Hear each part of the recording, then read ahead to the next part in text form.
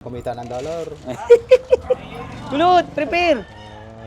Opo, mapapakain po kami. May mga aso pusa pa dyan. Ayun na po, niluluto nyo na. Niluluto na. Nasaan na yung aso kanina, te?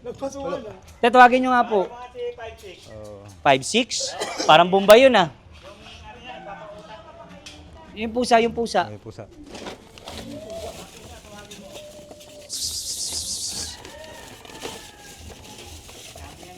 Ah, sige po, po. Gusto namin yon. Ayun. Ang dami. Ayun. Dito. Ayun, gutom na gutom. Ay, dyan o. Eh, pati togpot, kinakain na. Saan pa po yung iba? Di makatawid. Uy, dito. Bigyan mo nga. Isa na lang inuman nila. Ah, sige. Wala, natakot. Hindi, ako takot. Kulot, bigay mo doon. Kulot, bigay mo.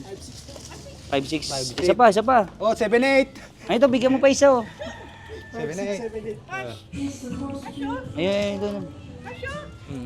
Natatakot yata. Pusa, isa pa. Ito, bigay mo na to. Ito. Si Saso yun, isa pa. Ito, nasa motor, natakot. Natatakot yata sa paputok.